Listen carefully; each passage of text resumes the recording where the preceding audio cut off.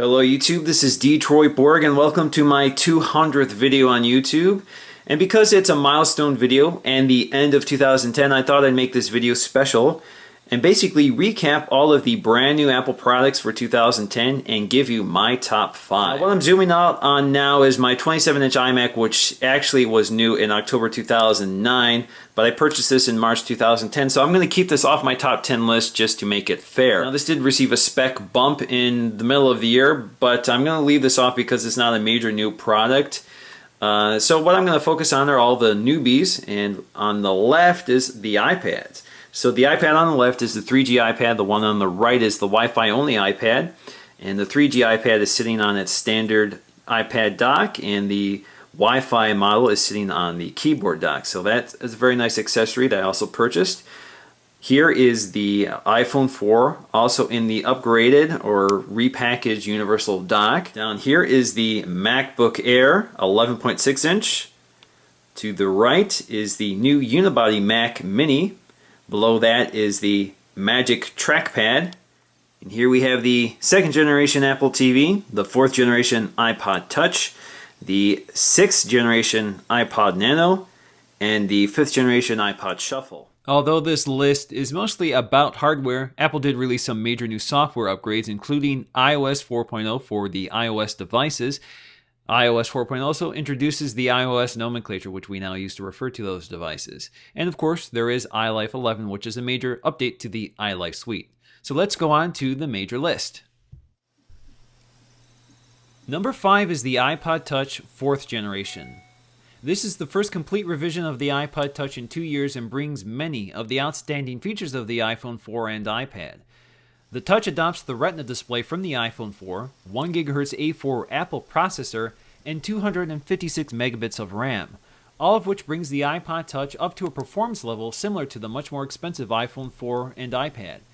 The iPod Touch also picks up 2 cameras, a VGA camera for FaceTime and a 0.7 megapixel camera for stills and HD video.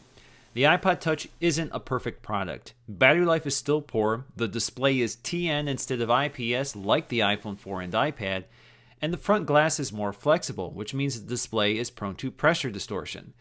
However, at a base price of $229, the iPod Touch gives consumers access to Apple's best technologies at an unbeatable price.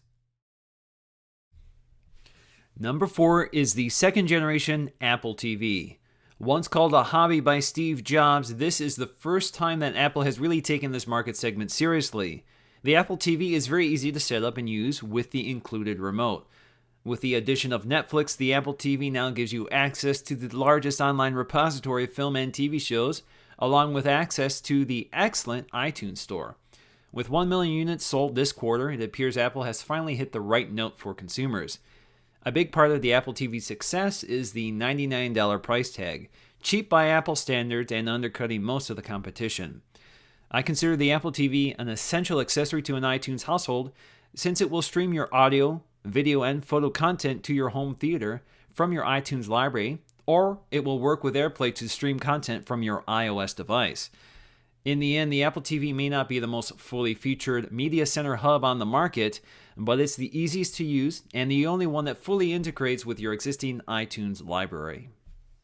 For number 3, I've chosen the iPad.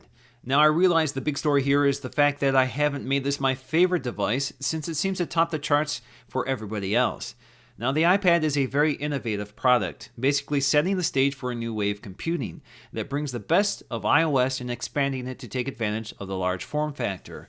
The beautiful IPS display, gorgeous aluminum body, and epic battery life make this a superb tablet. The iPad is ideal for reading, video watching, gaming, and web browsing. No other computer can replicate the tactile and immersive experience of the iPad. However, the iPad failed to top my list because it doesn't fit my lifestyle, since productivity is my most significant issue with the iPad. Multitasking with iOS 4.2 can't replicate the same experience on the MacBook, and the virtual keyboard is still difficult to use for an extended period of time.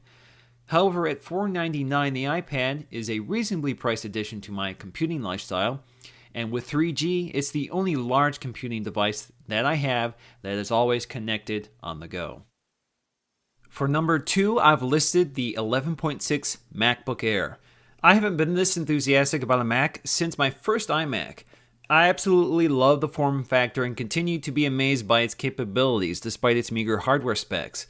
The thin, lightweight design gives way to a comfortable, angled palm rest, vivid high-resolution display, full keyboard, and excellent battery life. The standard SSD or solid-state drive means that the MacBook Air is quick to boot, wake from standby, and load apps, although storage is small, topping out at only 256 gigabytes. The MacBook Air isn't for everybody. It's not a great primary computer, instead should be considered a supplement to a desktop computer, which has more storage, processing power, and a built-in optical drive. If there was one thing I miss on the MacBook Air, it's the backlighted keyboard and an SD card slot. Otherwise, I think this is the first laptop that fits my needs perfectly. And for number 1, I've chosen the iPhone 4. Although it came to market with the notorious antenna issue, often dubbed AntennaGate, which I've demonstrated on my channel previously, the problem is a non-issue for me since I always have a case on my iPhone. Now with that out of the way, I can say that this is the only product in the top 5 that I consider to be flawless. From the gorgeous IPS Retina display, to the silky smooth performance of the operating system, to the incredible and worry-free battery life, to the high-quality 5-megapixel camera with flash and HDR, and right down to the beautiful glass and steel design that sets it above all other handsets. This is one highly polished Apple product that never ceases to thrill and amaze me every day. And for that, the iPhone 4 is my favorite Apple device of 2010. So there we have it, guys. That's my top 5 picks for Apple products in 2010.